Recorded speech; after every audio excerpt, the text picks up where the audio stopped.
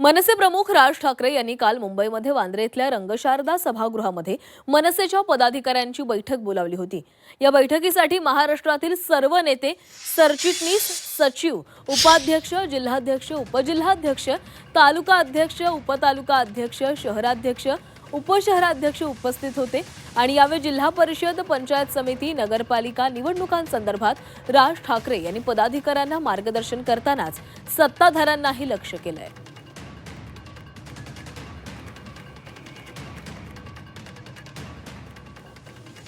राज ठाकरे यांची slip of tongue झाला असेल।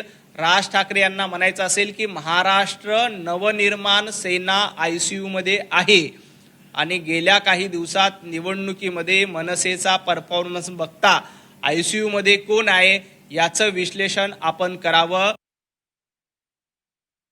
महाराष्ट्रात तर नाही आहे का ICU मध्ये? ज्या प्रकारचं राजकारण चालू आहे, ज्या प्रकारे सत्ता मिळवण्याकरता लोकांच्या किंवा जनतेच्या मताला कुठल्या प्रकारची किंमत आहे का? आणि जनता याला विटलेली आहे आणि 100%